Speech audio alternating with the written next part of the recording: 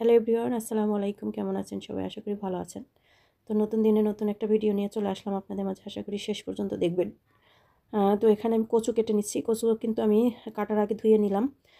তারপরে বড় বড় পিস করে আবার ধুয়ে নিব যদি কোনো ময়লা থাকে। আমি একদম ছোট ছোট পিস করে কখনোই কচু ধুই না, এতে করে কচু পানিটা লেগে হাতে অনেক আর কি হাতটা চুলকায়।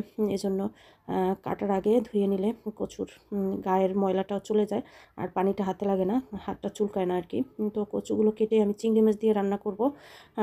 অনেক মজার হয় আর কি। পানি কচুটা খেতে আমার কাছে অনেক ভালো লাগে। কার কাছে ভালো লাগে অবশ্যই কমেন্ট করে জানাবেন। আমার কাছে অনেক ভালো লাগে পানি কচুটা রান্না করার পরে একটু মিষ্টি মিষ্টি লাগে আর কি, এই জন্য বেশি ভালো লাগে আর কি। তো এভাবে চিংড়ি মাছ দিয়ে রান্না করলেও ভালো লাগে। আবার আমি 2 দিন আর কি একদম ডাঁটাগুলো ছিল উপরে, ডাঁটাগুলো আমি একটু বাগার দিয়ে রান্না করছিলাম, সেটাও অনেক মজা লাগছিল আর কি। তো আপনাদের সাথে একটা কথা শেয়ার করব আর কি। কথা বলার জন্য ইচ্ছে বা সময়ের প্রয়োজন হয় না।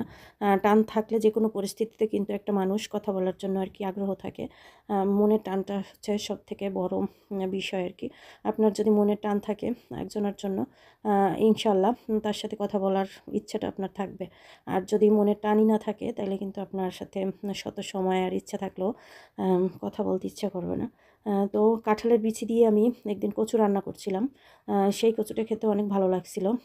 তো কাঁঠালের বিচিগুলো আমি যখন সিদ্ধ করেছিলাম আর কচুটাও সিদ্ধ করেছি, তখন আমি কাঁঠালের বিচিগুলো কচুর মধ্যে দিয়ে দিয়েছিলাম। খেতে এতটাই মজা লাগছিল। তো আজকে শুধু চিংড়ি মাছ দিয়ে রান্না করব আর কি। কচুগুলো আমার কাটাকাটি করা শেষ। রসুন, পেঁয়াজ, চিংড়ি মাছ নিয়েছি অল্প কয়েকটা। তো বেশি চিংড়ি মাছ দিলে আমার কাছে খেতে ভালো লাগে না। আর কচু কাটার পরে অনেকগুলো দেখাচ্ছে আর কি, রান্না করার পরে একদমই কমে যাবে আর কি। এজন্য অল্প ওই চিংড়ি মাছ দিলাম।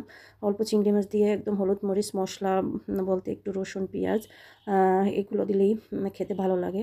অন্য কোনো মশলার প্রয়োজন হয় না। অন্য কোনো মশলা দিলে কিন্তু একটু মাংস মাংস গন্ধ আসে, আমার কাছে ভালো লাগে না। এভাবে রান্না করলে ভালো লাগে। রান্না করার সময় আমি এভাবেই রান্না করি। আর বাগার দেওয়ার সময় আমি যেটা করি, পেঁয়াজ রসুন ওটা সব একসাথে দিয়ে সিদ্ধ করে তারপরে বাগারটা দেই আর কি।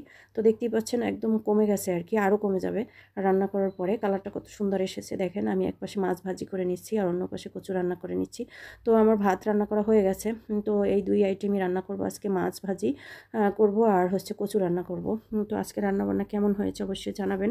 আর আমার সাথে থাকবেন, পাশে থাকবেন। আর যারা এখনও আমার ভিডিওটা দেখে এখনও ফলো করেননি আমার পেজটা, আশা করি ফলো সাবস্ক্রাইব করে পাশে থাকবেন আশা করি। তো রান্নাবান্না আমার শেষ, এখন খেতে বসে যাব আর কি। তো খেতে বসে গেলাম। এখানে শাক তারপরে কচু নিয়ে আমি খুব মজা করে ভাত খাচ্ছি আর কি। তো এভাবে খেতে আমার কাছে অনেক ভালো লাগে আর কি। সবজি আইটেমটা দিয়ে আমি মাছ মাংস তেমন একটা পছন্দ করি না। তো সবজি থাকলে আমার কাছে আর কোনো কিছুই দরকার হয় না। খেতে অনেক ভালো লাগতেছে অনেক দিন অসুস্থতার পরে আর কি। পরবর্তী ভিডিও নিয়ে অবশ্যই চলে আসবো আপনাদের মাঝে। আজ এ পর্যন্ত, আল্লাহ হাফেজ।